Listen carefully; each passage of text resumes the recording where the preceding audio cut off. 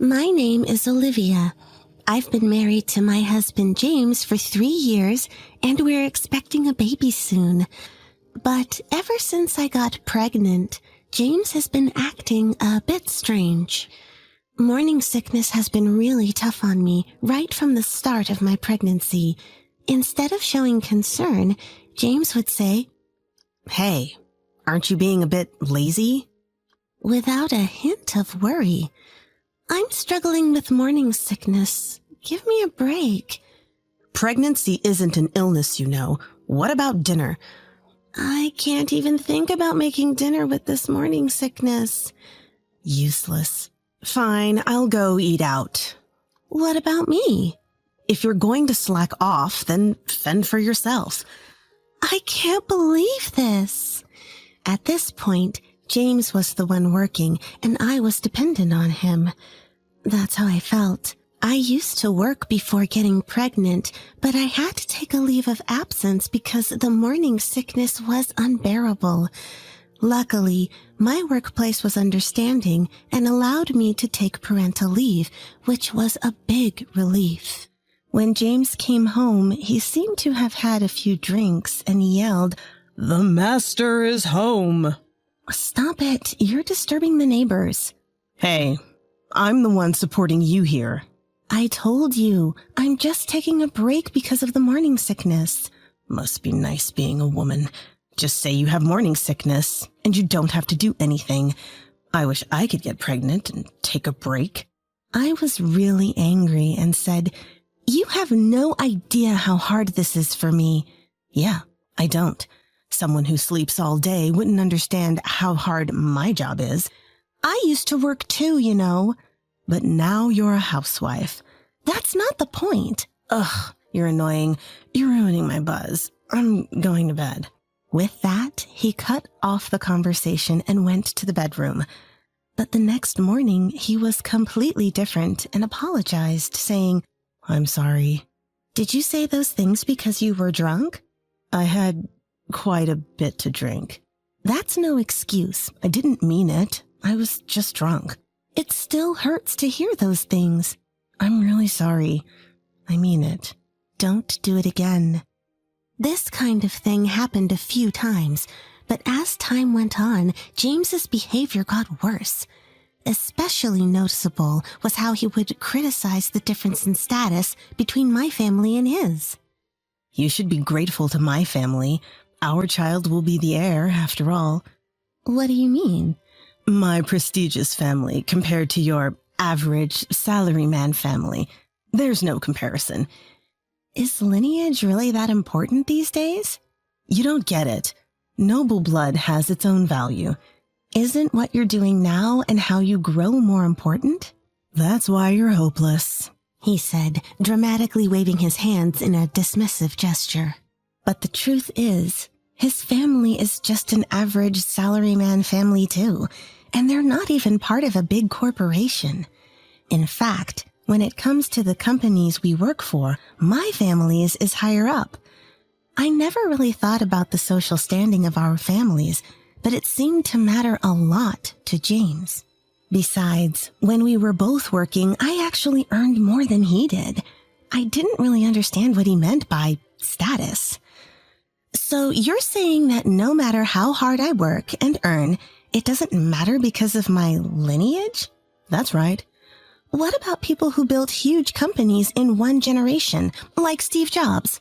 "Stop it. You're just making excuses." "I think it's a valid point." "No, it's an excuse. This is why people with ordinary backgrounds are—" "You married this ordinary person, remember?" "I did you a favor by marrying you." At that, I was visibly angry, and he seemed to realize he'd gone too far and quickly left the room. He wasn't like this before I got pregnant. What happened to him? Should I get a divorce? I thought about it, but with a child on the way, I couldn't bring myself to leave him. Besides, I thought he might go back to being the man I married once the baby was born. I thought so. On the day of the delivery, he was at the hospital but got kicked out of the room by the nurse for saying things like, It can't be that painful. And this is taking too long. Can I go to sleep? After that, I couldn't bring myself to see him, and he didn't meet our child until I was discharged. During that time, he sent messages like, The nurse kicked me out. Where should I go? What about my dinner? Has the baby been born? If I can't see them, I don't need to come, right? The baby looks like me, not like you at all, LOL. That's when I seriously started considering divorce. But what held me back were my in-laws. They are wonderful people. As soon as the baby was born, they called to say, "We're so glad everything went well. How are you feeling?" Take it easy. Do you need anything? We can send it over if it's not a bother. They've always been so kind to me, even more so than my own parents. The thought of taking their grandchild away from them made it hard to go through with the divorce. I invited them to the hospital to meet their grandchild, and they were delighted. They came, all the while concerned about my well-being. Congratulations, Olivia. The baby is adorable. Oh, absolutely. Our first grandchild. Thank you, Olivia. I'm glad you could see your grandchild. By the way, where's James? I couldn't tell them the truth about James's terrible behavior, so I said, he's busy with work. That man, I swear. He should take some time off for such a happy occasion. Well, he has to work. True. We'll need the money now more than ever. Please let us know if he does anything wrong. I wanted to tell them everything, but seeing their joyous faces as they looked at their grandchild, I couldn't bring myself to do it. I will. Melissa, my mother-in-law, seemed to sense something was off. Are you okay? You look tired. Is something wrong? I felt tears coming and started to cry. Is it related to James not being here today? Women's intuition is sharp. I began to open up. Actually, I've been struggling with James's behavior since I got pregnant. Really? Don't hold back. Tell me. He said I was lazy when I had severe morning sickness. He even said he wished he could slack off, too. I'm not slacking off. Oh my. I told him how bad my morning sickness was. He doesn't understand anything. Calling a pregnant woman with morning sickness lazy. Even during childbirth, he was so terrible that the nurses kicked him out. I didn't want to see him, so I didn't call him. I see. Unbelievable. I'll give him a piece of my mind. Daniel was visibly angry, his face red. But I'm hoping he'll go back to the way he was once the baby is born. I thought maybe it's just a case of the baby blues. So for now, please let it be. You're very kind, Olivia. If Olivia says so, we'll leave it for now. But if he acts up in front of us, we're taking you home. No questions asked. That's fine with me. And if anything else happens, don't hesitate to tell us. Exactly. Your and the baby's well-being is what matters most. My in-laws said this and gently squeezed my hand. With these two around, I can make it through. And my husband should go back to being himself. That's what I thought as I was discharged from the hospital. But he never changed. When I got home, he said, "Finally back, huh? Hogging the baby all to yourself. This is my heir, you know." "It's because of your attitude." "Oh, already in a bad mood. That's not good for the child."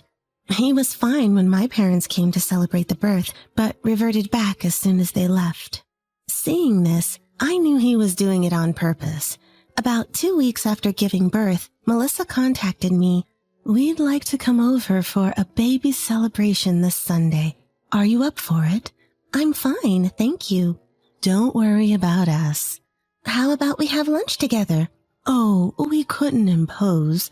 We'll bring lunch." "Thank you." It's no problem. We're coming to your home after all. You should take it easy for a meal. Melissa, see you then. After ending the call with Melissa, I told my husband, Melissa and the others are coming for a baby celebration this Sunday. All right. Make sure to entertain them properly. You're not going to help? I'm the man of the house. I don't need to. I'm tired from just giving birth. If it's that serious, you should have stayed in the hospital. You're discharged, so you're fine. You're just exaggerating. I can't believe, Like I've said, pregnancy isn't an illness. Just get everything ready. With that, he left for work. I did the bare minimum cleaning and prepared coffee, waiting for Sunday. On the day of the celebration, unfortunately, my husband had work in the morning and would join us in the afternoon. My in-laws arrived and immediately began fussing over me. How are you feeling? You're not pushing yourself, are you? If you're sleep deprived, you can leave the baby with us and rest. Thank you. Then they looked at the baby and said, The baby was cute when born, but has gotten even cuter. The eyes are just like Olivia's. Maybe the nose is from James. Seeing them so happy made me feel good, and for the first time since the baby was born, I felt at peace. Around lunchtime, we decided to eat as the baby was asleep. Daniel brought out some appetizers and said, Eat whatever you want. Don't worry about us. The celebration is also for the new mom, you know. Melissa, Daniel, thank you. Just as we were enjoying our meal, my husband came home. I'm back. Mom, Dad, welcome. It's been a while. How have you been? As the greetings were exchanged, my husband noticed the appetizers on the table and yelled at me. Hey, my parents are here, and you bought this cheap stuff? How many times have I told you pregnancy isn't an illness? Stop slacking off. I was shocked. I never thought he'd say such a thing in front of my in-laws. He then turned to them and said, Sorry, Mom and Dad. She's not very thoughtful. I'll have her make something else right away. When I looked at my in-laws, Melissa looked surprised, and Daniel was clenching his fists, looking down. My husband misunderstood their reaction as anger towards me and continued, See? Get moving. Ever since she got pregnant, she's been like this, always claiming morning sickness and slacking off. I never thought she'd be this kind of woman. After about 5 minutes of his rant, Daniel had had enough. Did you say the appetizers were cheap? Yes, I did. Sorry about that. She probably got them from the local supermarket. Unable to bear it any longer, I interjected. Actually, Daniel bought those. What? Stop lying. He bought them from a department store's food section. Sorry they're not up to your standards. You... Realizing he was at a disadvantage, my husband's face fell apart. No. I thought Olivia bought them. Even so, how could you say such things to a woman who just gave birth? I didn't raise you to be like this. But she's been slacking off. That's not true. I've been dealing with severe morning sickness and physical limitations. That's no big deal. Melissa chimed in. What are you saying? I told you I was hospitalized due to severe morning sickness when I was pregnant with you. But she didn't need to be hospitalized, so she's fine. You don't get it. Pregnancy is tough. And who do you think was carrying your child? Olivia. My husband looked flustered, his face turning various shades. I went to my room and returned with a diary and divorce papers. I would have reconsidered if you'd behaved in front of your parents. This diary contains everything you've said to me. It's enough evidence for a lawsuit. That could be fabricated. After what you did in front of us, that's unlikely. We'll support Olivia if she goes to court. Daniel. I can't believe you're my son. I don't want to think of him as my son anymore. Really? Hey, Olivia, would you let us re-educate him? Maybe we messed up his upbringing in the first place.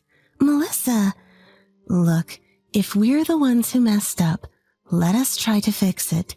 If it doesn't work, you can divorce him.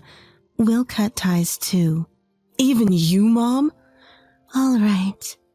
James, be grateful to Daniel and Melissa. I'll wait until your re-education is complete. If there's no improvement, then we'll divorce. Answer me! Startled by Daniel's loud voice, James stiffened and muttered a faint, "Yes." So now we're separated. My in-laws occasionally check on me and update me on how James is doing. Apparently, they're teaching him how to cook now. It turns out James acted the way he did because he felt inferior to my income and was mocked by his colleagues. He took his boss's advice to strike while the iron is hot. Too literally. Even after hearing this, I can't forgive him. My in-laws aren't ready to forgive him either, so it looks like his re-education will continue for a while. After some time, I received a message from my husband. Lately, I've been doing all the housework after coming home from work. When I complained about being tired, my colleagues laughed at me when I told them why. They said I'm soft and my parents are strict. So, could you tell my parents to ease up? They seem to listen to you more, and if you say it, they might forgive me. I quietly forwarded the message to Melissa and Daniel. You are the company you keep, they say. It seems the environment was toxic for James. If he doesn't change his ways soon, it looks like we'll be divorcing before our child even gets to see their dad's face.